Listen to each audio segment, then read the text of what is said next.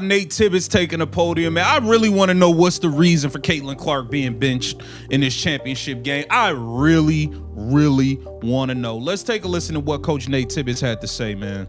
For me, coming down here, I thought I was going to be on vacation as an assistant, and Kara had to get back to more important stuff, and so I appreciate the players and the coaching staff. They're sabotaging a legend before our eyes. Caitlin Clark's brilliance is being buried on the bench while the world pretends not to notice. And the excuses from that podium after the Spain game reveal everything the league doesn't want you to see. I have to say this straight because what unfolded in that FIBA qualifying game against Spain was no ordinary coaching decision. It was a total disaster playing out in front of packed crowds and millions watching at home. We saw the cold-blooded sidelining of one of the most gifted players women's basketball has ever produced, and the official story keeps dodging every obvious question. I watched the full game and then the press conference that followed, and it left me stunned. This isn't about one bad substitution or a simple mismatch. It's about how a superstar who has single-handedly brought new fans, sold out arenas, and sky-high TV numbers to the sport gets treated like she doesn't belong when the lights are brightest. Let me walk you through it step by step so anyone who loves basketball can follow along, even if you don't watch every game. The tournament was happening in San Juan, Puerto Rico. Team USA faced Spain in what felt like a final test after going undefeated. Spain threw out a zone defense. That's a setup where the defenders don't chase one player man-to-man, but instead guard specific patches of the court like a human wall, clogging the middle to stop drives and force outside shots. It's a smart tactic to slow down speedy teams. Nate Tibbetts, the interim coach running the show, later stood at the podium and said Spain played zone and his group did a better job adjusting in the second half. He sounded casual about it, almost bored, like this was just another practice run. But here's the part that doesn't add up. Explained simply, the best weapon against any zone is a player who can stretch the floor and make everyone around her better at the same time. That player is Caitlin Clark. She sees the court like no one else, spotting a teammate cutting to the basket from half court away and whipping a perfect pass before the defense can react. She launches threes from way beyond normal range, right from the logo at center court, which forces opponents to rush out and cover her. Suddenly, their packed zone has to spread thin, opening lanes for easy scores inside. That's how you crack a zone wide open. You create chaos with one person's gravity, not by grinding out safe mid-range jumpers from veterans who play it conservative.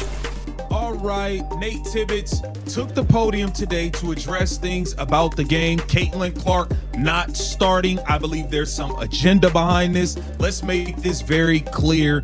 Chelsea Gray has started all 3 games. We have seen Angel restart games, Paige Becker start, Kelsey Plum started, Jackie Young started.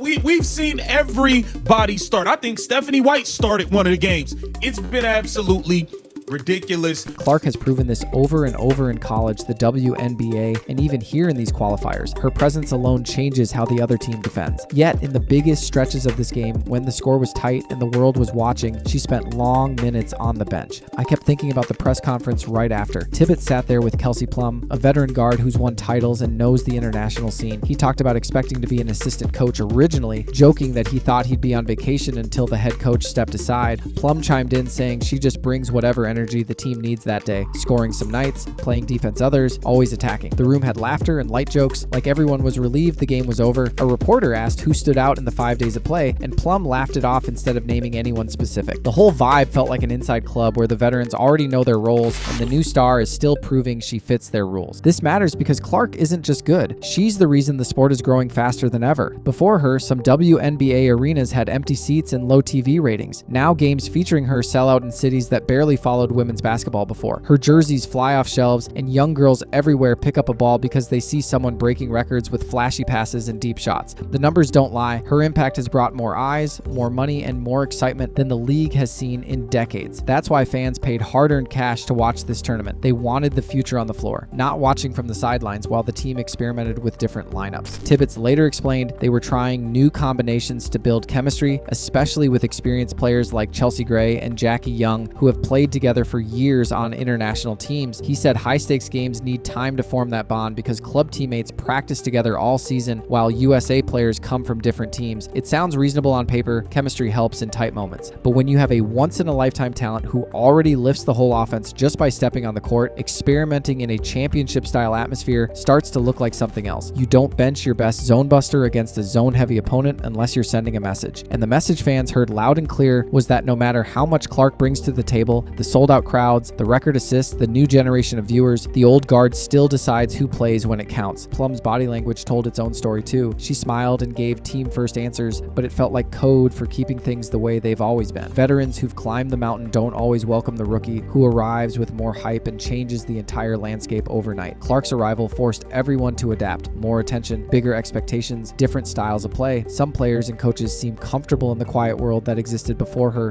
They want the extra ticket sales and TV money her popularity brings, but they don't want the spotlight shifting too far from the players who've been there for years. Think about what this does to the sport long term. Young athletes watching at home learn that even if you break records, draw millions of new fans, and change the game with your skills, the system can still push you aside if you don't follow the unwritten rules. That's a tough lesson. It tells girls that talent alone isn't enough. You have to wait your turn, fit the mold, and let the veterans call the shots. Meanwhile, the fans who fell in love with the game because of Clark start tuning out when they see her greatness ignored. The ratings spike when she's on the floor and drop when she's not. The economics scream that keeping her in the game makes sense for everyone involved. Yet the coaching staff chose rotations that left her on the pine, and the podium answers stayed vague about why. I replayed the tape of the game and the press conference multiple times. The offense looked flat without her spark in certain stretches. Passes that could have led to easy buckets never came because she wasn't there to create them. Spain's zone stayed packed because no one stretched it the way Clark does. The team still won 84-70 and finished the qualifiers undefeated, which is great. But winning while hiding your best weapon raises bigger questions about what the coaches really value. Is it pure results, or is it protecting a hierarchy where veterans hold the power? The jokes on stage, the vacation comment from Tibbetts, the quick laughs when asked who stood out, they all added up to a tone that felt dismissive of the fans demanding answers. This controversy isn't going away. Clark's impact has forced the entire sport to look in the mirror. She brings transparency because her popularity makes everything visible. The good, the bad, and the choices that seem odd. Fans aren't stupid. We see the minutes logged, the plus-minus numbers that show how the team performs with her versus without, and the body language that suggests discomfort with change. The old way of doing things worked fine when the crowds were smaller and the spotlight was dim,